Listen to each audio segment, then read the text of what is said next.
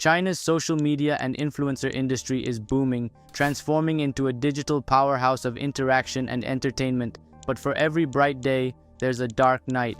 People's Republic of Desire explores this lesser-seen side, unveiling the real challenges and struggles faced by stars like Shen Man and Big Li in the compelling world of online celebrity.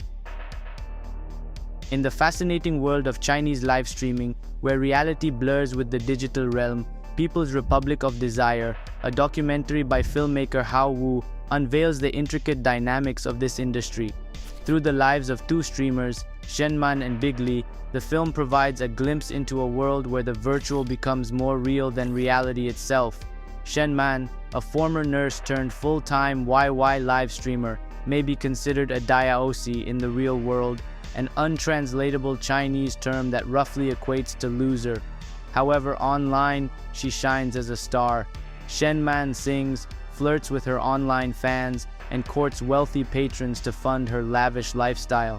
The income is ample, but her happiness is elusive, as she reflects, "When I think about it, I feel disconnected from society. I don't go out or even see the sun." Shen Man's unemployed father hovers in the background, aware of the precarious nature of her online success.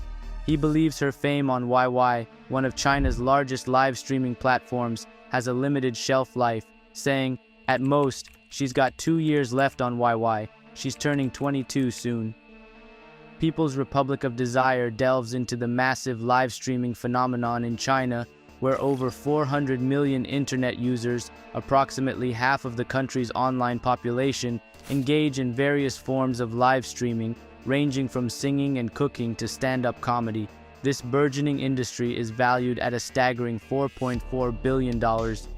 Hao Wu, the filmmaker, was initially drawn to this world by its surprising ubiquity. He noted that both the affluent and the less fortunate were flocking to YY, congregating around the same live streaming idols. This stark juxtaposition of social strata intrigued him, sparking his interest in exploring this phenomenon. In China, YY live streamers rely heavily on patronage from their viewers.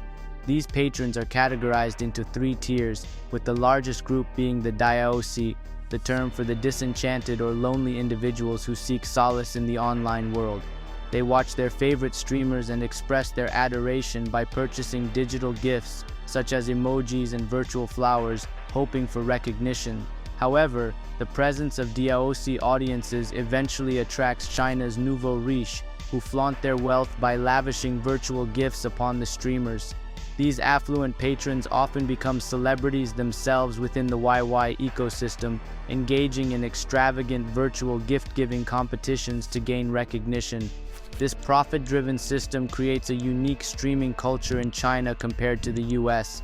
American streamers on platforms like Twitch generate revenue through extended hours of content creation, whereas in China, it revolves around building personal relationships.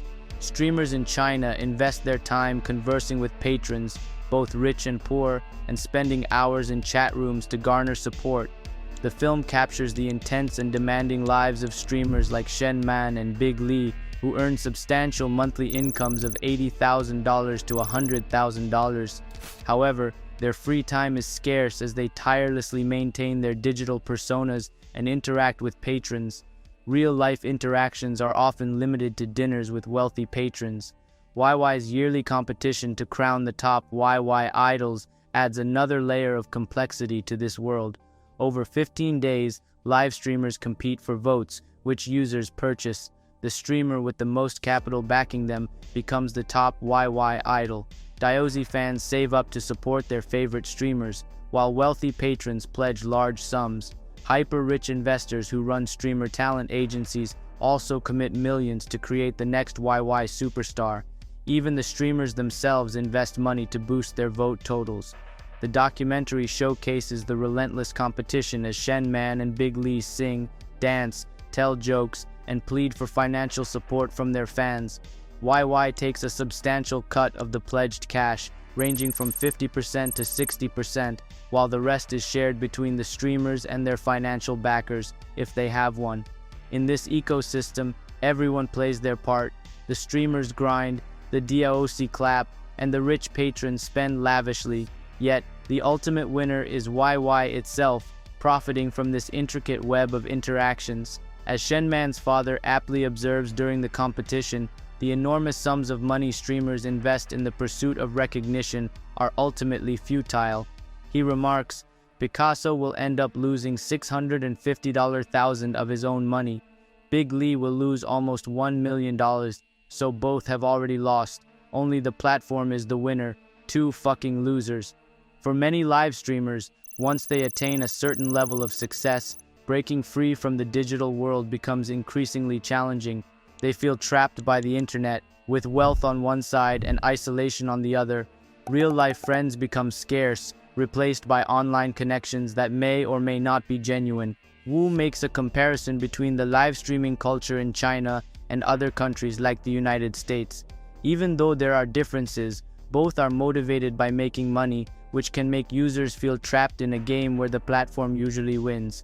In conclusion, the documentary People's Republic of Desire provides an interesting view of the global live streaming world. It shows us the challenges and difficulties faced by those who seek fame and fortune.